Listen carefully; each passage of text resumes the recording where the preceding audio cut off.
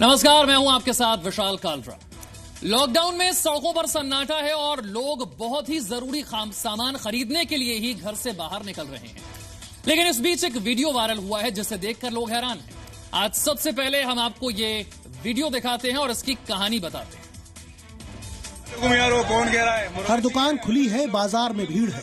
आखिर ये वीडियो कहाँ का है? वीडियो बनाने वाला लड़का यूपी के मेरठ का नाम ले रहा है। ये मेरठ है साहब, यहाँ कोरोना से डर नहीं लगता। यहाँ पे सामान खरीदना है, सिर्फ बस खरीदना, चाहे वो चूड़ी हो चाहे वो कपड़े हो, कोई टेंशन नहीं है। अब आपको इस वीडियो की पूरी सच्चाई बताते हैं। ये वीडियो मेरठ के शकूरपुर इलाके का है। वीडियो बनाने वाले लड़के का नाम काशिफ अली है। वीडियो में साफ दिख रहा है कि मार्केट में कपड़े और चप्पल तक बिक रहे हैं। टेंशन मत लेना, यहाँ चप्पलें भी हैं, कपड़े भी हैं, हर जगह भीड़। यही नहीं, मार्केट में भारी भीड़ उमड़ी हुई है। लॉकडाउन के नियमों की धज्जियां तो उड़ ही रही हैं। सोशल डिस्टेंसिंग का भी कोई पालन नहीं कर रहा। मेरठ के एडीजी कानून व्यवस्था प्रशांत कुमार ने जांच के आदेश दिए हैं। हमारे क्षेत्राधिकारी हैं और जो मजिस्ट्रेट्स हैं उनकी शिफ्ट वार ड्यूटी लगाई जा रही है। विशेषकर जब ये अर्ली मॉर्निंग परचेज का टाइम होता है, हम लोग इंश्योर कराएंगे कि लॉकडाउन पूर्ण तरीके से का अनुपालन हो और किसी ने भी अगर उसमें गड़बड़ी करने की कोशिश की तो उसके विरुद्ध कठोर कार्रवाई की जाए। इतना ट्रैफिक तो तुम्हें रोज भी नहीं मिलेगा, कभी नहीं मिलेगा। इस वीडियो से साबित हो गया है कि मेरठ में कोरोना को लेकर कितनी बड़ी लापरवाही हुई है। राजस्थान में भी एक वीडियो वायरल हुआ है और इस वीडियो को लेकर अब सियासी घमासान भी शुरू हो गया है।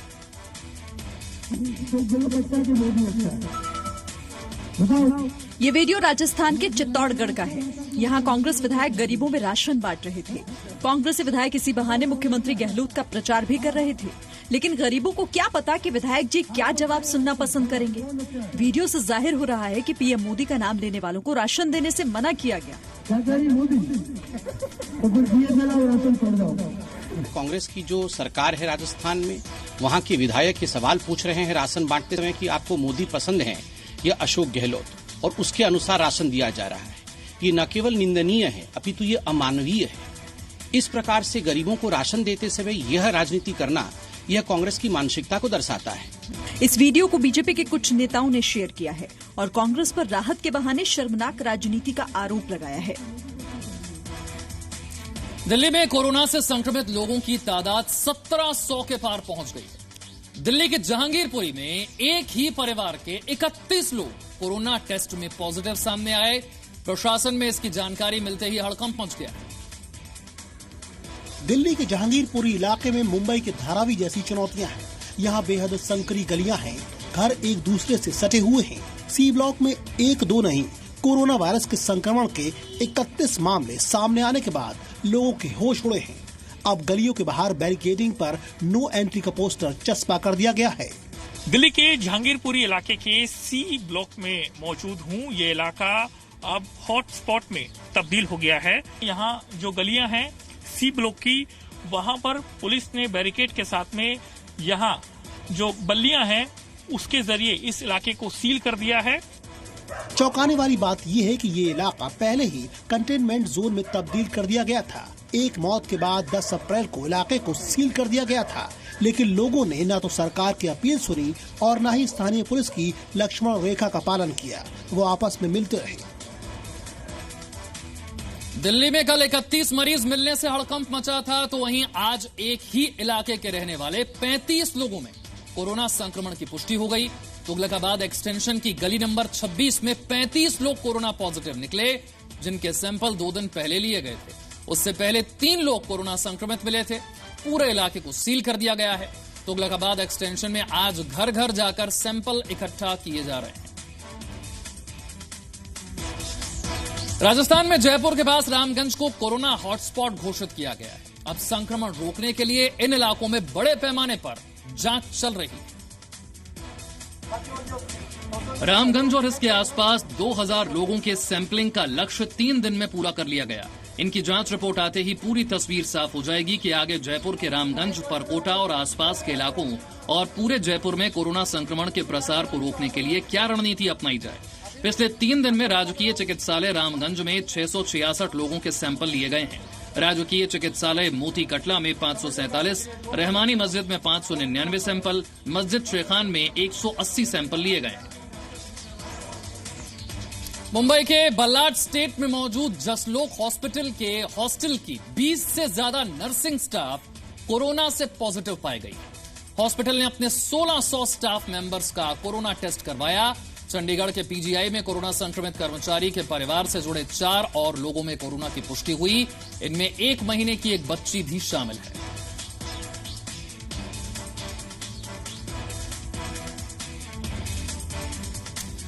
कोरोना संकट काल में लोग लापरवाही बरतकर न सिर्फ अपनी जान को जोखिम में डाल रहे हैं, बल्कि देश की कोरोना वायरस के खिलाफ जो जंग है उसे कमजोर भी कर रहे हैं। पश्चिम बंगाल के हावड़ा में पुलिस अधिकारियों और सिविक वॉलंटियर्स ने एक महिला को बिना मास्क पहने सड़क पर घूमने से रोका तो ये महिला पुलिस से बहस करने लगी। पुलिस के समझाने के बावजूद महिला शांत नहीं हुई। हद तो तब हो गई जब महिला ने अपनी गलती मानने की बजाय वहां पर मौजूद वॉलंटियर्स पर हमला कर दिया। पुलिस ने महिला के खिलाफ मामला दर्ज कर लिया है, उसे गिरफ्तार कर लिया।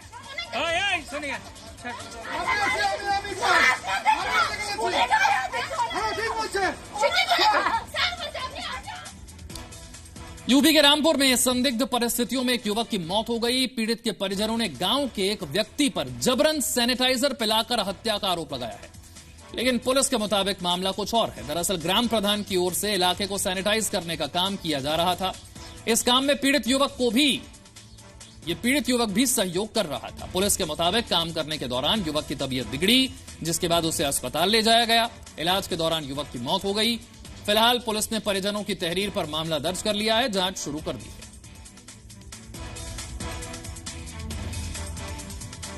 झारखंड के रांची में पूरे शहर को सैनिटाइज करने के लिए निगम ने अभियान छेड़ दिया है। सैनिटाइजेशन के लिए फायर ब्रिगेड की 4 गाड़ियां इस्तेमाल हो रही हैं। राजस्थान में दिल्ली के दिल्ली रोड स्थित भानपुर कला गांव और इसके आसपास को सैनिटाइज किया गया है।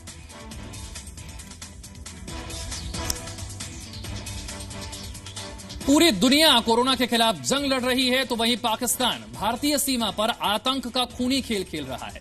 शनिवार को जम्मू कश्मीर के बारामूला जिले के सोपोर में हुए आतंकी हमले में सीआरपीएफ के 3 जवान शहीद हो गए। जम्मू कश्मीर का बारामूला जिला आतंकी हमले से दहल उठा। शनिवार शाम को बाइक पर सवार आतंकियों ने सोपोर में नूरबाग इलाके में सीआरपीएफ और पुलिस के ज्वाइंट टीम पर अचानक फायरिंग शुरू कर दी। अचानक हुए हमले में सीआरपीएफ जवानों को संभलने का मौका नहीं मिला और 2 जवान घटनास्थल पर शहीद हो गए। गंभीर रूप से जख्मी एक अन्य जवान ने अस्पताल में दम तोड़ दिया।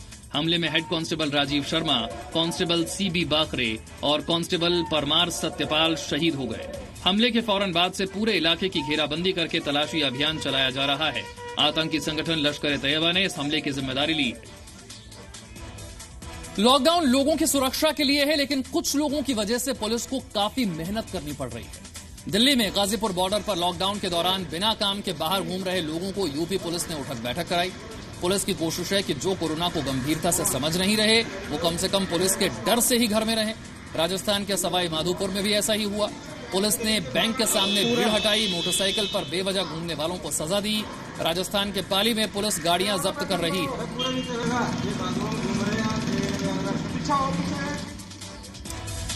ऐसे ही मध्य प्रदेश के मंदसौर में लॉकडाउन का पालन करवाने में पुलिस प्रशासन को काफी परेशानियों का सामना करना पड़ रहा है। पुलिस अब ऐसे लोगों को सजा दे रही है।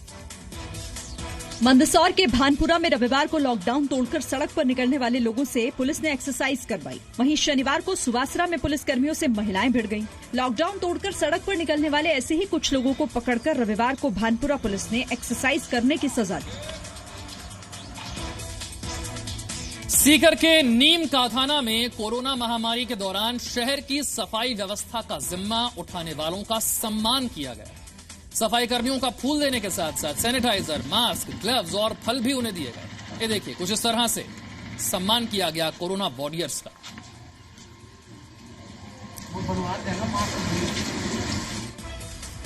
एक तरफ जहां कुछ लोग कोरोना वॉरियर्स पर हमला करके देश की कोरोना के खिलाफ जारी जंग को कमजोर कर रहे हैं, वहीं पंजाब के मानसा में एक लड़की चेक नाकों में तैनात पुलिस कर्मियों को निस्वार्थ भाव से ठंडा पानी, चाय और बिस्किट मुहैया करवा रही है। पुलिस अधिकारी भी इस लड़की की सराहना कर रहे हैं। संकट की इस घड़ी में आपका छोटा सा सहयोग आपका साथ कोरोना वॉरियर्स की हिम्मत और हौसले को नई उड़ान दे सकता है। इस बात को पंजाब के मानसा की ये लड़की सोनू कौर बखूबी समझती है। एक निजी क्लिनिक में कुछ हजार रुपए की नौकरी करने वाली लड़की हर रोज सुबह और दोपहर के समय चेक नाकों पर तैनात पुलिस कर्मचारियों को ठंडा पानी, इसी के साथ साथ चाय और बिस्किट निस्वार्थ भाव से उपलब्ध करवा रही है। सोनू कौर के सिर पर पिता का साया नहीं है, घर पर बीमार मां है, लेकिन ये परिस्थितियां भी सोनू के सेवा भाव में रोड़ा नहीं बन पाई। पूरे देश को सोनू कौर से सबक लेने की जरूरत है। लॉकडाउन के दौरान एक सवाल बार बार उठ रहा है और वो ये है कि क्या लॉकडाउन के ये नियम वीआईपीज और आम लोगों के लिए अलग अलग हैं। नया मामला जहानाबाद का है, जहां पर एसडीपीओ और शिक्षा मंत्री के स्टाफ ने लॉकडाउन की धज्जियां उड़ाते हुए मछली पार्टी का आयोजन किया। पुलिस ने आरोपियों के खिलाफ मामला दर्ज कर लिया है। बिहार के शिक्षा मंत्री कृष्णनंदन वर्मा के स्टाफ पिंटू यादव ने लॉकडाउन और सोशल डिस्टेंसिंग की धज्जियां उड़ाकर 15 अप्रैल को अपने घर पर मछली पार्टी का आयोजन किया। इसमें 100 से ज्यादा लोग शामिल हुए थे। इनमें डीएसपी, बीडीओ, सीओ के साथ जहानाबाद के कई बड़े चेहरे शामिल थे। पुलिस ने मामले पर गंभीरता से संज्ञान लेते हुए पार्टी में शामिल लोगों पर एफआईआर दर्ज की है। बेहद जरूरी है कि लॉकडाउन और सरकारी निर्देशों की धज्जियां उड़ाने वालों पर कड़ी कार्रवाई की जाए। कोरोना संक्रमण को रोकने के लिए कोरोना वॉरियर्स न सिर्फ जान हथेली पर रखकर देश सेवा में लगे हैं, बल्कि कोरोना को मात देकर जानलेवा बीमारी से लड़ने का हौसला भी दे रहे हैं। दिल्ली पुलिस के एसआई जीत सिंह का नाम भी इस कतार में। जीत सिंह दिल्ली पुलिस के पहले जवान हैं जिन्हें कोरोना संक्रमण हुआ था, लेकिन अब वो स्वस्थ होकर घर वापस आ गए हैं। एएसआई जीत सिंह का देश की जनता को संदेश है कि कोरोना से घबराएं नहीं, हिम्मत और हौसले से कोरोना को मात दी जा सकती है। डॉक्टर बहुत ही अच्छा केयर टेकिंग किया डॉक्टर्स और अदर स्टाफ ने। ये महसूस कभी नहीं होने दिया कि भाई आप कोरोना से पीड़ित है। वो उन्होंने का भी यही कहना था कि भाई अपने सांस बना कर रखें, ये दिमाग में नहीं रखें भाई कोरोना है। तो बराबर ट्रीटमेंट हुआ और लगातार सुधार होता हुआ चला गया। सर भागने की कोई जरूरत नहीं है इसमें। एज ए सामान्य बीमारी की तरह नहीं, ठीक है बीमार हो गया, हम आम आदमी हो सकता है, तो इसमें घबराने की जरूरत नहीं है। कोरोना वायरस ने दुनिया भर में मशहूर शानो शौकत वाली भारतीय शादियों पर भी सादगी का रंग चढ़ा दिया है। पंजाब के मोगा में सोशल डिस्टेंसिंग का पालन करते हुए एक शादी का आयोजन हुआ और दूल्हा स्कूटी पर दुल्हन को लेकर घर आया। कोरोना वायरस संक्रमण के खतरे को देखते हुए इस नवविवाहित जोड़े ने जो एहतियात बरता, जिस तरह की समझदारी दिखाई, वो वाकई काबिल तारीफ है। दरअसल पंजाब के मोगा में भी कर्फ्यू लगा है। ऐसे में दूल्हा दुल्हन के परिवारों ने बाकायदा प्रशासन से शादी की परमिशन ली और सोशल डिस्टेंसिंग का पूरा पालन किया। भीड़ नहीं जुटाई गई और बेहद सादगी से दूल्हा स्कूटी पर बैठाकर दुल्हन को ले आया। कोरोना संकट काल में हुई इस शादी ने दुनिया को एक बड़ा संदेश भी दिया है। तो देश भर में नए नए तरीकों के जरिए कोरोना वायरस के खतरे से लोगों को सावधान किया जा रहा है। पश्चिम बंगाल के कूच बिहार में प्रशासन ने लोगों को जागरूक करने और सोशल डिस्टेंसिंग का पाठ सिखाने के लिए मिकी माउस का सहारा लिया। यहाँ के रेल गेट बाजार, नूतन बाजार और भवानीगंज बाजार में मिकी माउस ने घूम घूम कर जनता को कोरोना वायरस के संक्रमण से बचने का संदेश दिया।